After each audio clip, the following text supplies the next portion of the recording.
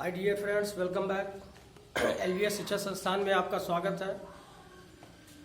बच्चों, सेंटेक्स के अंतर्गत हम आर्टिकल्स पढ़ रहे हैं और आर्टिकल्स में use of a, use of an आपको बताया गया। मुझे आशा है कि जो भी बताया जा रहा है आप उसे भली भांति अच्छी तरह से लर्न कर रहे हैं, तैयार कर रहे हैं, क्योंकि ग्रामर पोर्शन के लिए सेंटेक्स इट इज वेरी इंपॉर्टेंट, बहुत महत्वपूर्ण है। तो इसलिए इन टॉपिक्स को जो बताया जाए उसे आप पढ़िए, लर्न कीजिए और तैयार कीजिए, ठीक है। क्योंकि ऑलरेडी आपको बता चुके हैं कि सेंटेक्स के अंतर्गत लगभग 75-80% ग्रामर आ जाते हैं। नाउन, प्रोनाउन, एडजेक्टिव जो भी आप पढ़ेंगे सब इसके अंतर्गत आ जाएगा।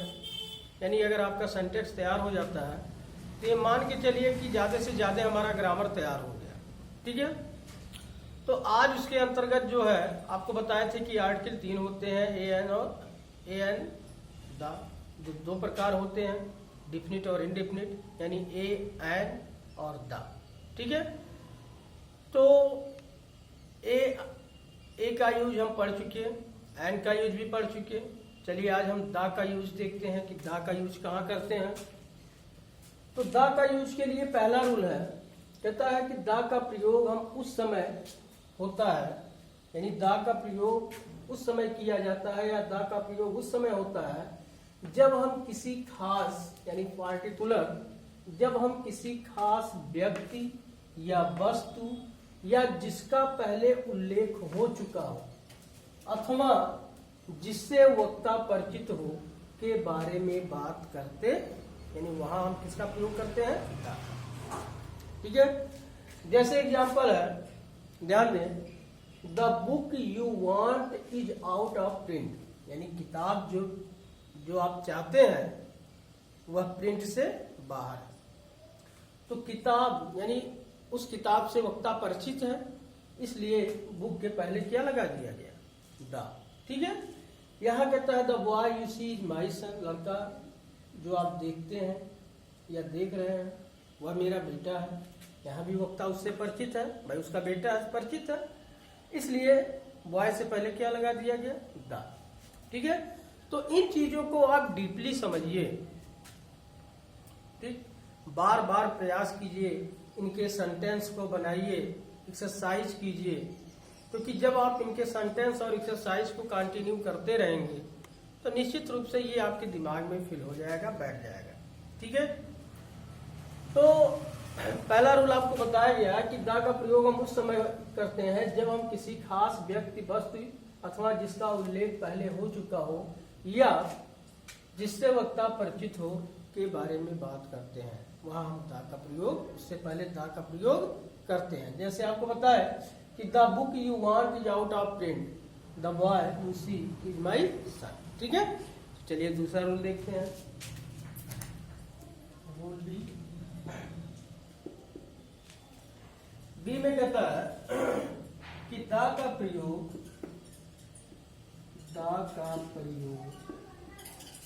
ठीक, दा का प्रयोग पर्वत श्रेणी,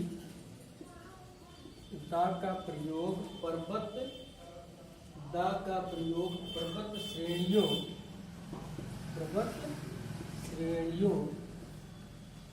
दा का प्रयोग पर्वत श्रेणियों, ठीक है, नदी, नहर, सागर,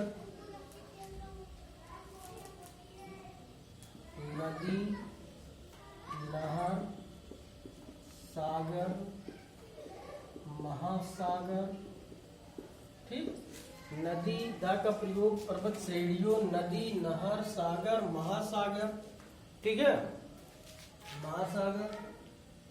फिर हो गया खाड़ी, ठीक, रेगिस्तान, द्वीप समूह, द्वीप समूह के बाद फिर आपका होगा प्रसिद्ध इमारतों के नाम, प्रसिद्ध इमारतों के नाम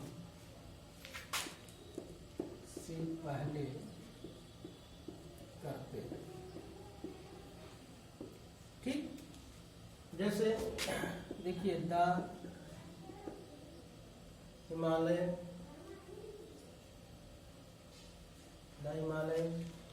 द गंगा, द गंगा हो गया, the Suez canal, SUEZ Suez canal, the Suez canal. फिर हो गया the Red Sea, the Indian Ocean, Indian Ocean, Ocean. फिर हो गया द पर्सियन,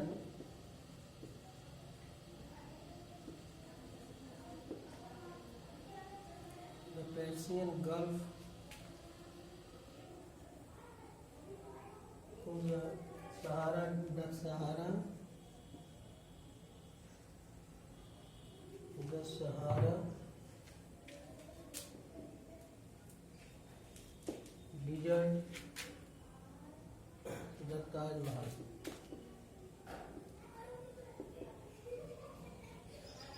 ठीक, तो बच्चों देखिए जो हमारा दूसरा टॉपिक है, दूसरे टॉपिक यूज ऑफ द में पहला तो आपको बताया किसी खास व्यक्ति, वस्तु या जिसका उल्लेख पहले हो चुका हो अथवा जिससे वक्ता परिचित हो, तो उससे पहले हम द का प्रयोग करते हैं। दूसरा पॉइंट कहता है कि द का प्रयोग पर्वत श्रेणियों, पर्वत श्रेणी हो, हिमालय, ठीक है, श्रृंखला, नदी, नहर, सागर, महासागर, खाड़ी, रेगिस्तान, द्वीप समूह, प्रसिद्ध इमारतों के नाम से पहले, यानी इन सभी के नाम से पहले हम किसका प्रयोग करते हैं? द का प्रयोग करते हैं। ठीक है, किसका प्रयोग करते हैं? द का। जैसे द हिमालय, हिमालय हो गया पर्वत श्रेणी, द गंगा रिवर हो गया नदी, द स्विच कैनल स्विच नहर हो गया, ठीक है, रेड सी लाल सागर हो गया, इंडियन ओशियन भारतीय महासागर हो गया, पर्सियन गल्फ पेरिस खाड़ी हो गया, सहारा डिजर्ट सहारा रेगिस्तान हो गया, द ताजमहल तो प्रसिद्ध इमारत हो गया। ठीक है, तो इन सभी के नामों से पहले हम द का प्रयोग करते हैं। ठीक है, चलिए तीसरा देखते हैं, इसे आप नोट करते रहें और तैयार करते रहें।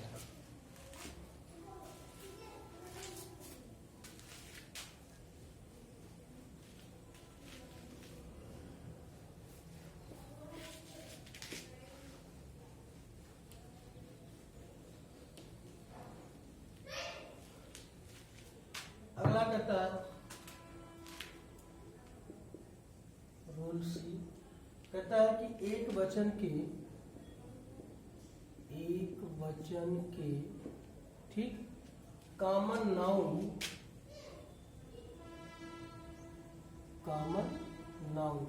माने जातिवाचक संज्ञा। ठीक है, एक वचन के कॉमन नाउन जब वे समस्त जाति या वर्ग, जब वे समस्त जाति या वर्ग, जब वे समस्त जाति या वर्ग का बोध कराते हैं,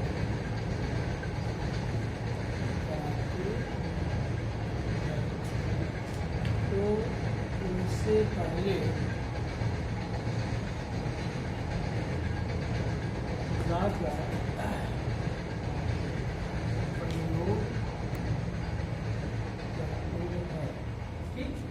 ध्यान दें। अगला जो टॉपिक हमारा है रूल्स है, कहता है एक वचन के कॉमन नाउन, एक वचन के कॉमन नाउन जब वे समस्त जाति या वर्ग का बोध कराते हैं तो उनसे पहले द का प्रयोग करते हैं। कॉमन नाउन यानी जातिवाचक संज्ञा, जब वे समस्त जाति या वर्ग का बोध कराते हैं तो उनसे पहले हम द का प्रयोग करते हैं। जैसे एग्जाम्पल में देखिए, द काउ इज, सेंटेंस है, the cow is a useful, the cow is a useful animal,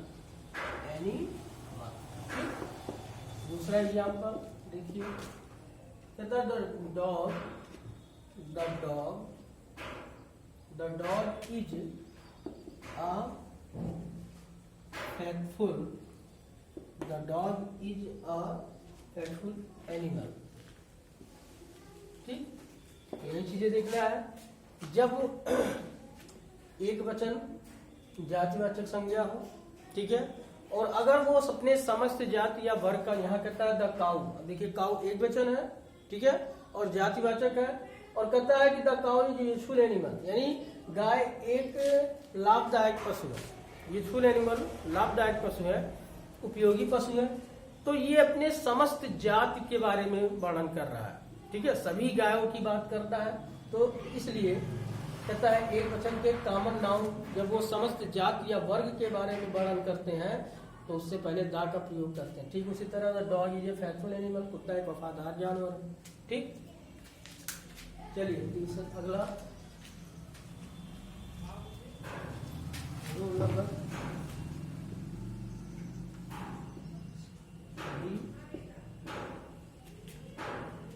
D में कहता है, ध्यान दें, किसी भी कहता है कि किसी भी धार्मिक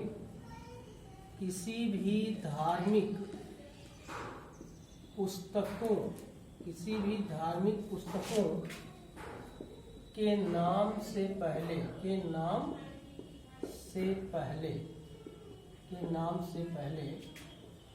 दा का, किसी भी धार्मिक पुस्तकों के नाम से पहले दा का प्रयोग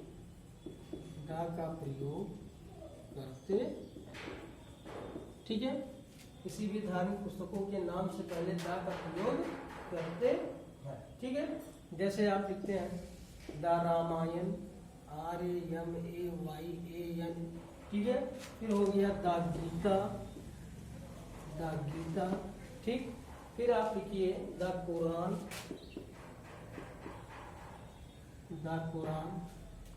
फिर हो गया द बाइबिल,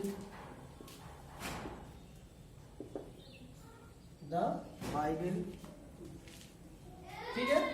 तो कोई भी धार्मिक पुस्तक है, ठीक है, तो कोई भी धार्मिक पुस्तक है और उस धार्मिक पुस्तक के पहले हमको किसका प्रयोग करना है? दा का।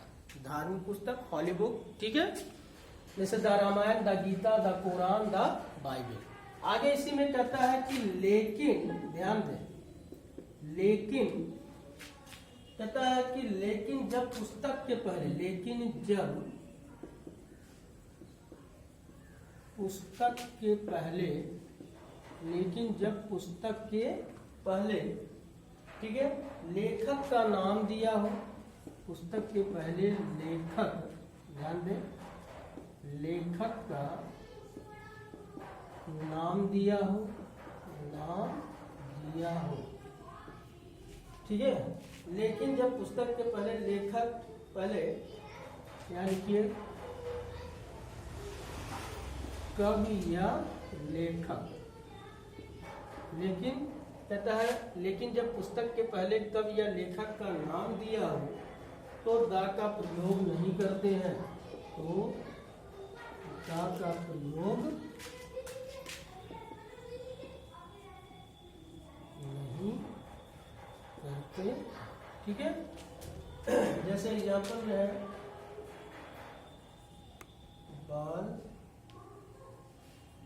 वाल्मीकि रामायण, वाल्मीकि रामायण, ठीक है, वाल्मीकि रामायण,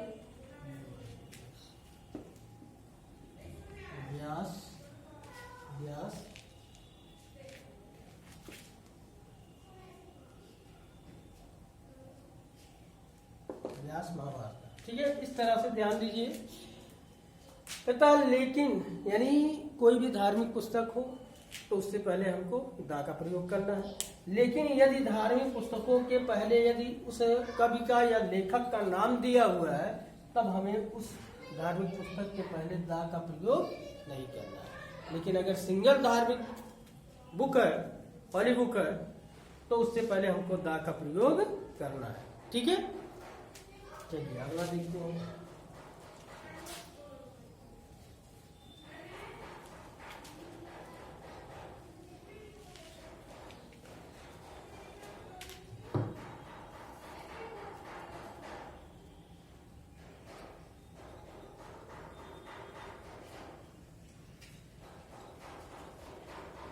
अगला है रूल।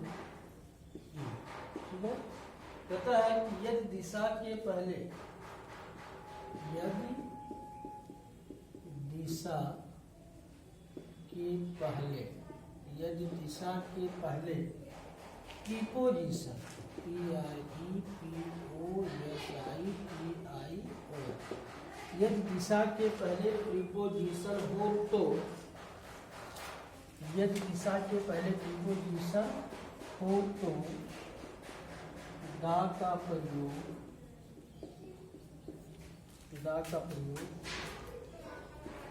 करते हैं। और यदि दिशा के पहले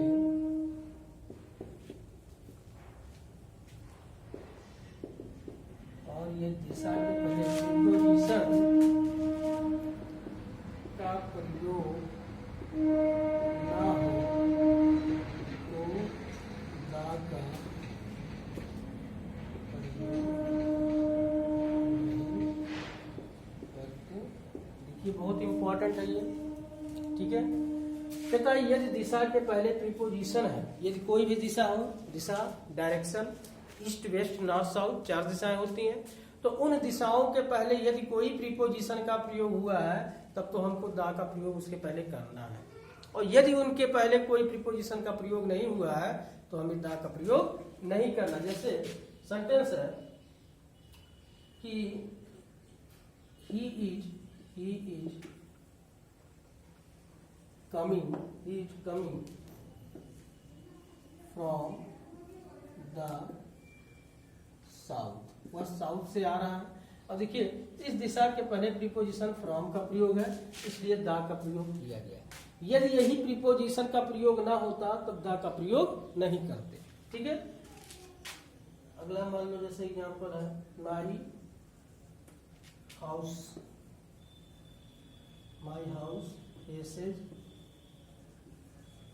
फेसेस ईस्ट। अब देखिए इससे पहले कोई नहीं है इसलिए दा का प्रयोग नहीं किया गया। ठीक है, तो ये चीजें हैं।